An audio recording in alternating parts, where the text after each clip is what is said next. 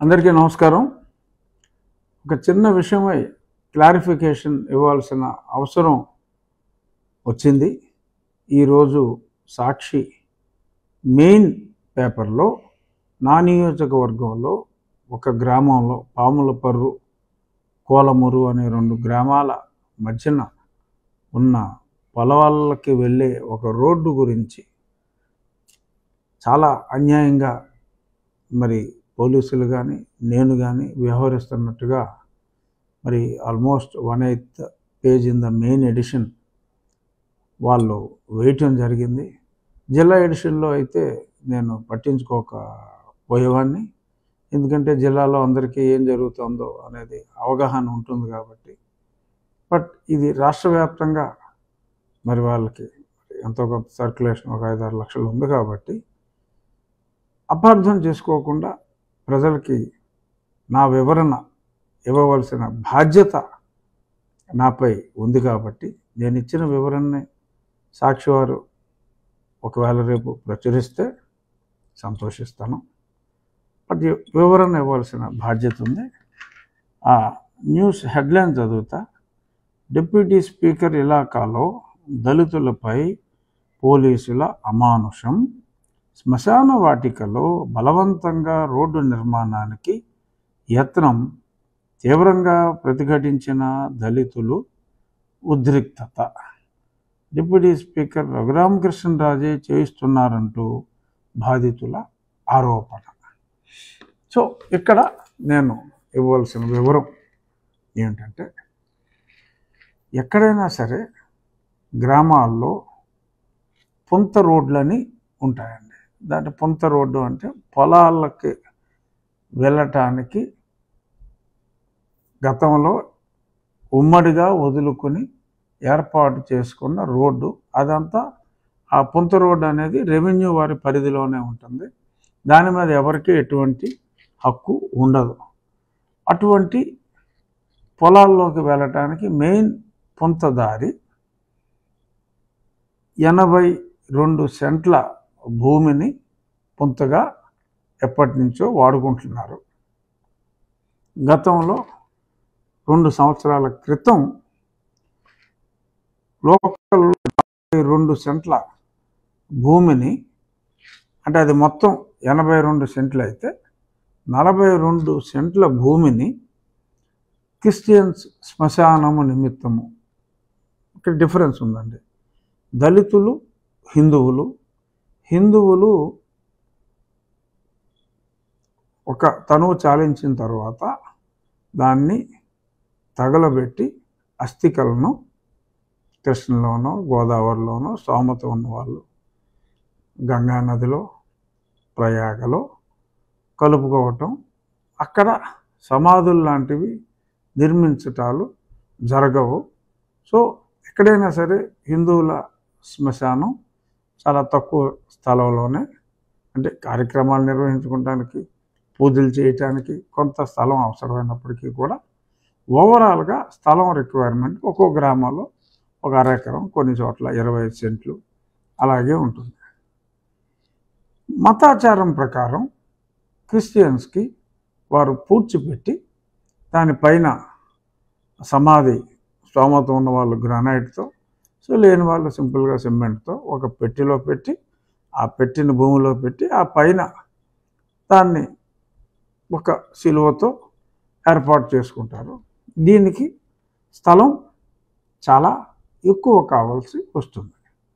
So అక్కడ number 1 దళితులపై దాడి అని సాక్షి రాసింది తప్పు. అక్కడ జరిగింది ఏదైతే భూమి అక్కడున్న క్రిస్టియన్స్కి ఇచ్చారో, క్రిస్టియన్స్లో ఒకప్పుడు దళితులుగా ఉన్నవారు ఉండొచ్చు, ఇతర కులస్తులు ఉండొచ్చు, ఎందుకంటే కొలవలేని మతం క్రిస్టియానిటీ. సో కాబట్టి అందరూ కూడా ఆ మతం తీసుకున్నవారు కేవలం పూడ్చిపెట్టడం, దానిపైన సమాధి నిర్మించడమే జరుగుతుంది.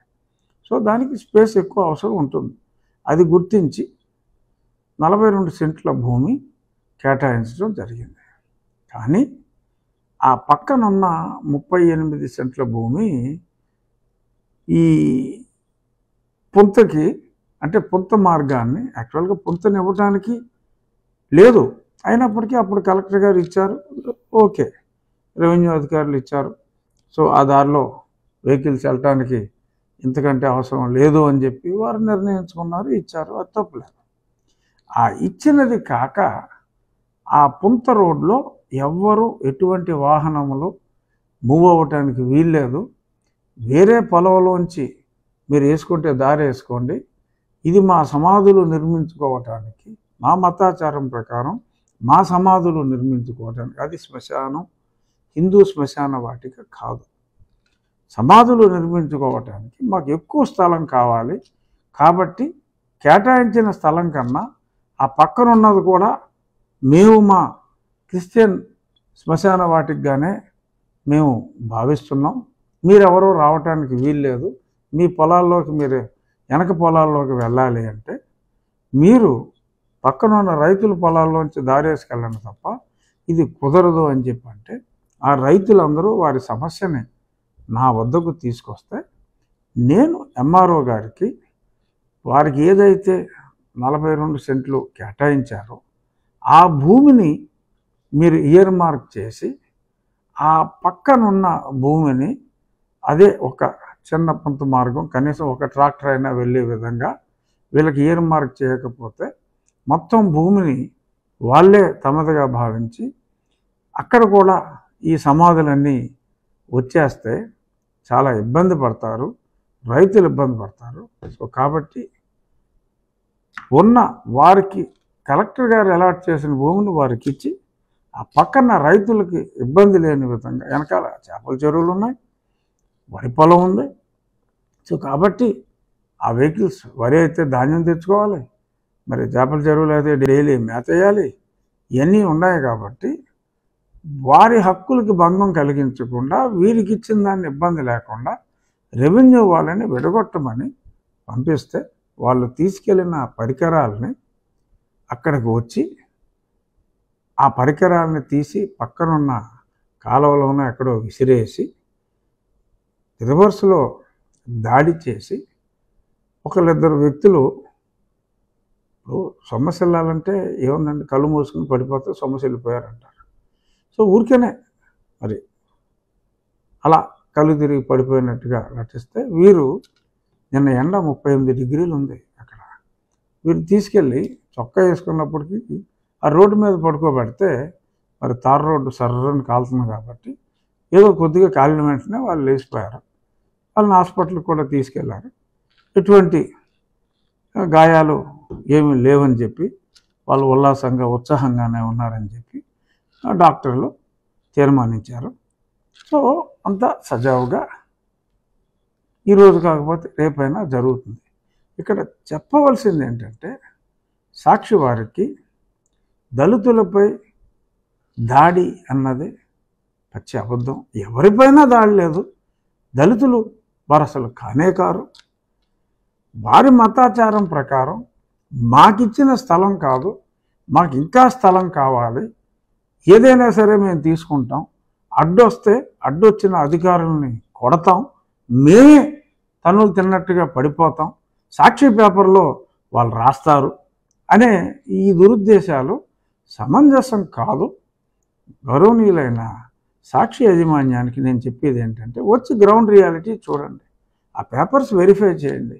రేపొద్దున మీ సాక్షి కార్యాలయాలు ఉంటాయి, ఆ కార్యాలయాల్లో 4 శవాలు తీసుకొచ్చి పాతేసి ఈ శ్మశానం ఇది మా క్రిస్టియన్స్ శ్మశానానికి మేము వాడుకుంటున్నాం, ఎందుకంటే మాకు భూమి సరిపోవట్లేదు, దినదినం సంఖ్య పెరుగుతుంది, మేము పాతి పెట్టాలి అని నీ సాక్షి కార్యాలయం ఆక్రమించుకుంటే ఏం చేస్తావు అని whoever is the owner of Sakshi, ఎందుకంటే అఫీషియల్గా మరి నాకు తెలిసిన జగన్మోహన్ రెడ్డి గారు నాకు సంబంధం లేదంటున్నారు. కాబట్టి ఎవరైతే సాక్షి యాజమాన్యం, ప్రస్తుత యాజమాన్యం ఎవరున్నారో మీ కార్యాలయాల్లో ఇలాగే అక్కడ పబ్లిక్ రోడ్ని ఎలా అయితే ఆక్యుపై చేసి సమాధి నిర్మించినట్టే మీ కార్యాలయంలో సమాధి నిర్మించి రేపటి నుంచి ఈ కార్యాలయంలో చుట్టుపక్కల ఉన్న భూభాగాన్ని మేము మా సమాధుల కోసం వాడుకుంటామంటే అది ఎంత తప్పు అవుతుందో ఇది అంతే.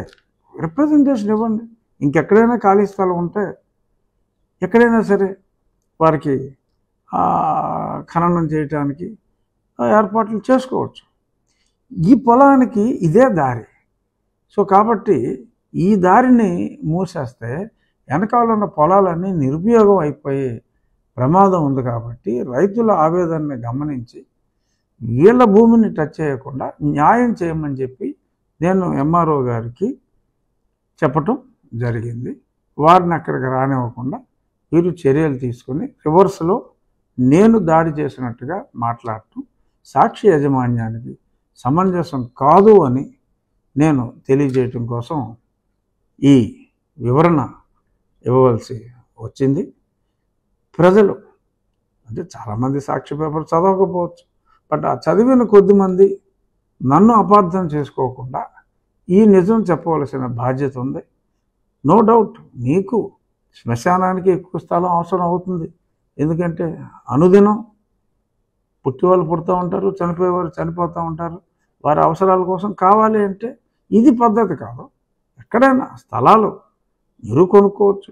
చర్చ్ ప్రాపర్టీస్ చాలా ఉన్నాయి.